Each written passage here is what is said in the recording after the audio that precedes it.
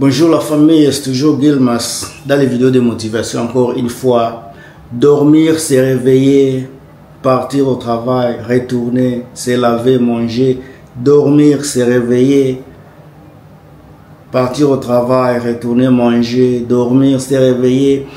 Un cercle qui ne finit presque pas.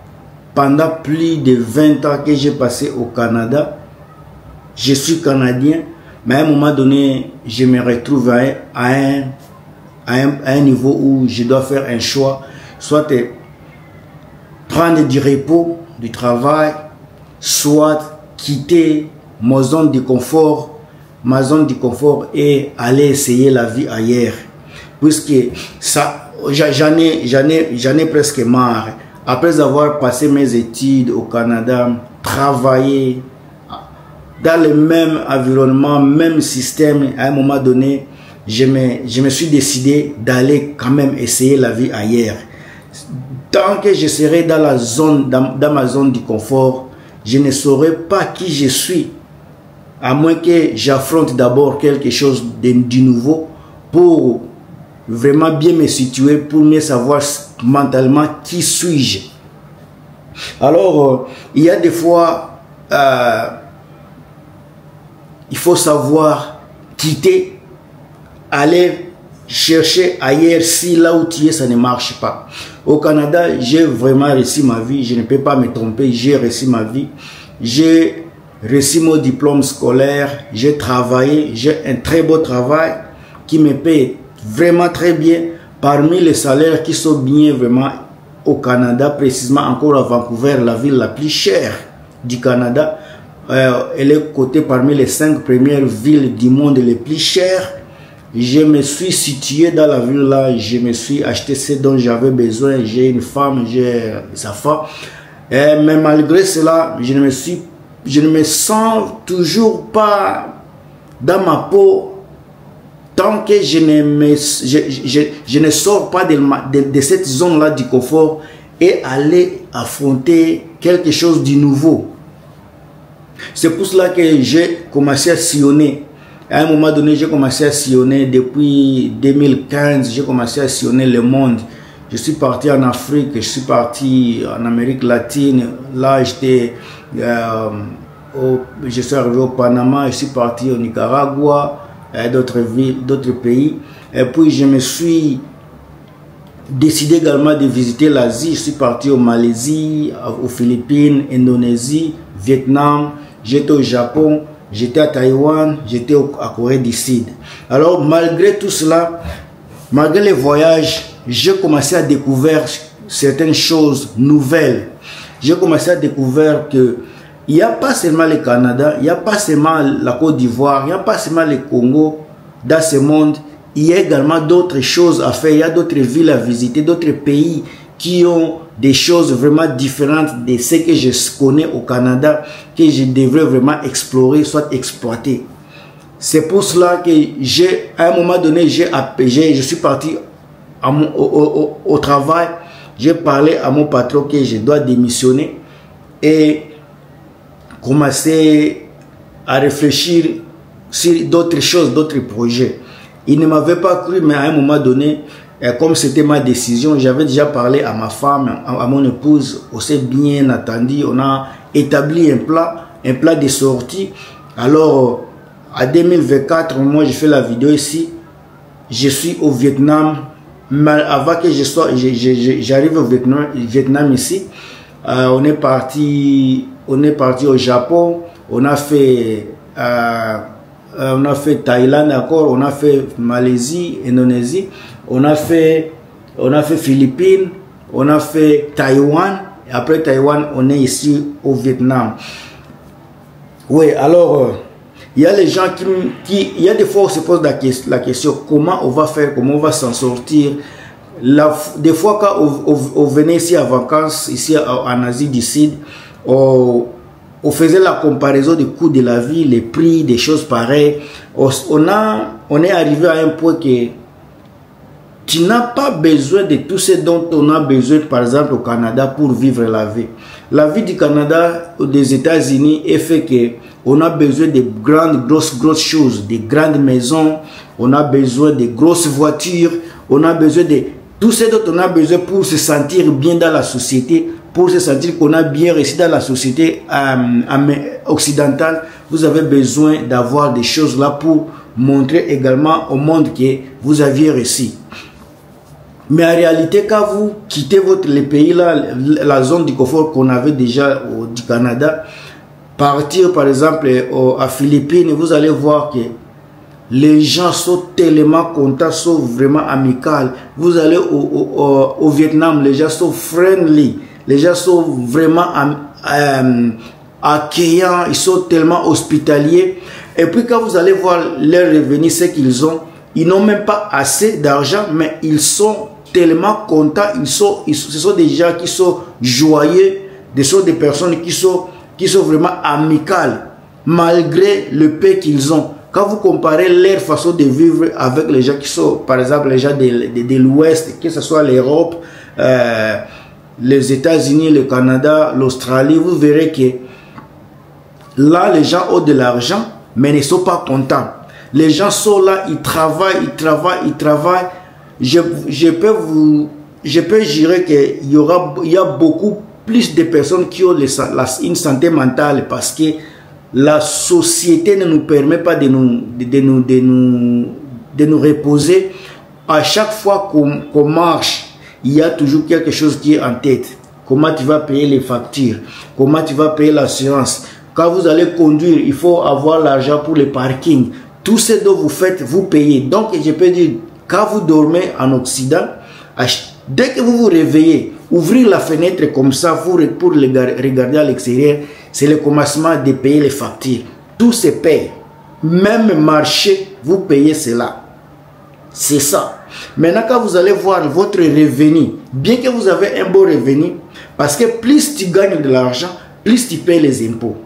Maintenant, l'argent que vous avez, malgré que vous avez de l'argent, vous pouvez épargner de l'argent, mais vous vous sentez que si vous manquez, si vous tombez par exemple malade, un mois ou bien 2 semaines, vous risquez d'avoir les problèmes. Juste 2 semaines comme ça. Maintenant, imaginez-vous les gens qui n'ont pas le même salaire que d'autres personnes, qui ont un salaire moyen, par exemple de 25 $, salaire moyen de 30 $. Ces gens-là n'ont pas droit au repos. Ils doivent travailler vraiment, même si, vous verrez même les gens qui sont au Canada, quelqu'un qui est malade, mais il est obligé de partir au travail. Puisque s'il manquait 2 jours du travail, le salaire qu'il va recevoir va vraiment bouleverser. Il y aura des choses qui risquent de changer dans la vie. Même le salaire de 2 personnes, c'est toujours, vous allez toujours travailler, vous allez toujours faire des calculs. Si tu n'as jamais été un bon mathématicien, il faut aller vivre en Occident pour savoir qu'est-ce qu'est la mathématique. Vous serez bon mathématicien, puisqu'à chaque fois, il faut réfléchir, il faut faire des calculs. Combien est sorti, combien va entrer? Qu'est-ce que vous allez faire? Est-ce que vous allez faire cela? Comment vous allez concilier avec l'éducation des enfants? Il y a d'autres choses qui arrivent également en Occident, comme la vie devient de plus en plus difficile. Le banditisme également, ça commence à augmenter. Comme les gens deviennent des bandits, l'insécurité augmente. Maintenant, si vous avez la famille, vous vivez là, vous n'avez pas de problème avec personne, mais le banditisme, les taux de criminalité commencent à augmenter. Quand vous allez dans les pays, par exemple, de l'Asie du Sud, je ne dis pas seulement que c'est l'Asie du Sud, il y a également d'autres pays en Amérique latine, certains pays en Afrique également ont une sécurité qui est vraiment assurée par rapport, par exemple, aux gens qui sont aux États-Unis, même en France, par exemple. Alors, si vous avez les enfants, c'est à vous de faire la balance. Vous allez rester là où la sécurité devient de plus en plus compliquée et sacrifier vos enfants, ou bien vous allez protéger les enfants et aller là où la sécurité pourra vous donner un peu de l'air. C'est quelque chose auquel il faut vraiment réfléchir. La deuxième chose également, c'est l'éducation. L'éducation occidentale n'est pas l'éducation qui existait il y a peut-être 15-20 ans. Quand moi j'ai fait les études et les études d'aujourd'hui, il y a la différence. Vous verrez que, surtout les écoles primaires, maternelles, il y a les choses dont tu ne dois pas permettre à tes enfants de faire, mais à la garderie, à la maternelle, l'école primaire, les enseignants, ils ont ce système, un système qui est déjà adopté par le gouvernement, qui ne peut pas changer. On commence à enseigner les enfants les genres sexuels. On commence, un enfant de 4 ans, par exemple, de 5 ans ou de 6 ans, c'est un exemple. On le pose s'il se sent bien dans son corps.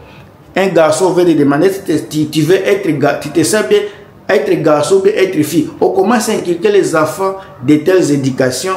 Alors, ça dépend maintenant de toi. Est-ce que tu es prêt à accepter de telles éducations à vos enfants, toi, ou bien tu penses que c'est normal, l'enfant quand il va grandir, il saura de... En tout cas, c'est quelque chose qui m'inquiète moi personnellement. Alors quand je mets tous les dots, les points sur les i, je les ressemble à c'est un même point. On regarde également le coût de la vie, par exemple, qui est au Canada, aux États-Unis, en Europe, le coût de logement qui est presque incapable de tenir le coût. J'imagine si moi je les tiens, mais je me bats. Et les gens qui ont un salaire qui est presque la moitié de mon salaire, comment ces gens-là vivent? C'est une question que je me posais vraiment à chaque jour.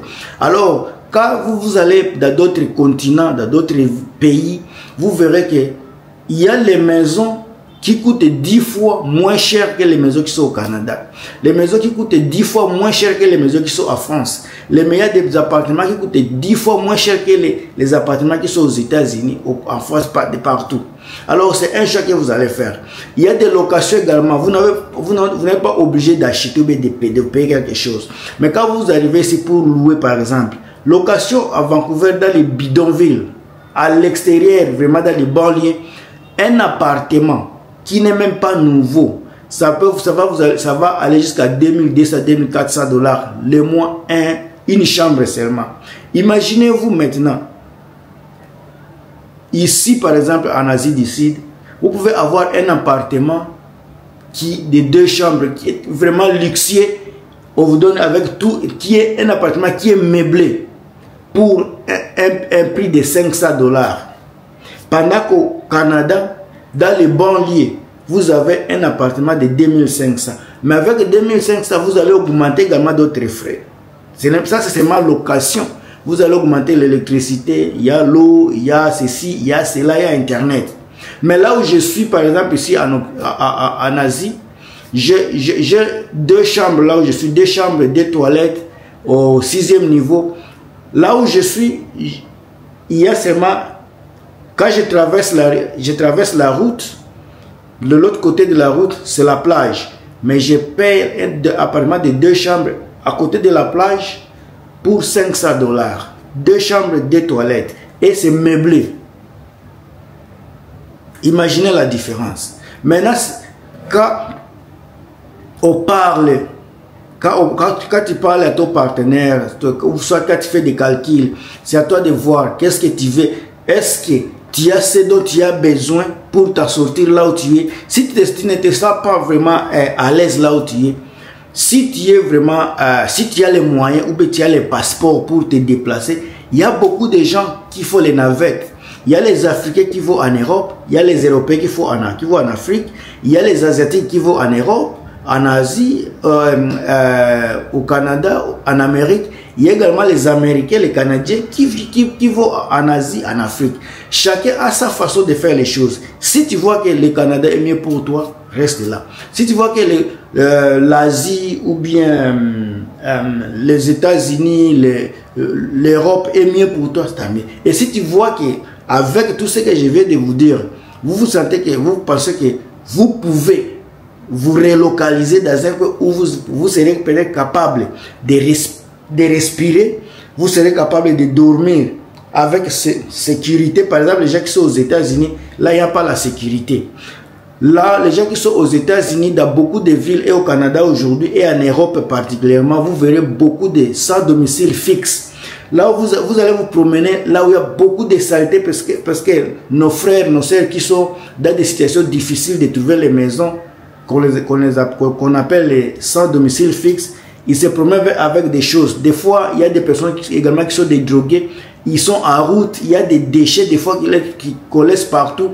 Il y a des des pilules que vous allez voir par terre, des seringues qui sont jetées par-ci par-là. Alors, je ne pense pas que c'est un environnement qui est meilleur pour les enfants et pour moi-même. Pendant que quand vous êtes ici, vous n'allez pas voir les salles domicile fixe. Ici, ça n'y est pas. Je n'ai pas encore vu un homme qui n'a pas une place. Le système asiatique, ici, les enfants ne quittent pas la maison juste comme ça parce qu'ils ont 18 ans. Ce n'est pas comme au Canada où j'ai constaté que dès que tu as 18 ans, on te chasse à la maison, ou bien tu te crois pour un grand homme, tu veux sortir pour aller essayer ta vie.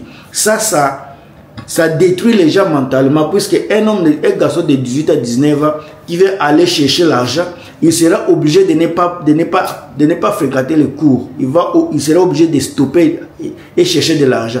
Et quand il se tape l'argent, il va oublier de continuer les études. Mais ici, les enfants, quand ils finissent l'école secondaire, ils ont 18 ans, ils peuvent aller à l'université, ils sont toujours dans leur maison des parents. Quand ils quittent la maison, c'est parce que peut-être ils ont trouvé un travail qui est loin ou bien ils sont engagés à faire des mariages. Ça c'est une culture qui est vraiment différente et moi, je trouve ça vraiment génial de voir que tout le monde est ensemble. Quand on mange, les gens mangent ensemble.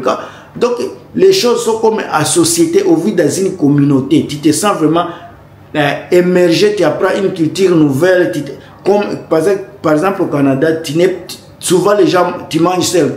Tu vas au travail, quand tu retournes, des fois, peut-être ta femme n'est pas aussi au travail. Ou bien elle est venue 2 heures avant toi, elle ne va pas rester affamée, peut-être elle va manger avant que tu arrives. Donc chacun a son horaire de manger, chacun a son horaire de dormir. Donc il y a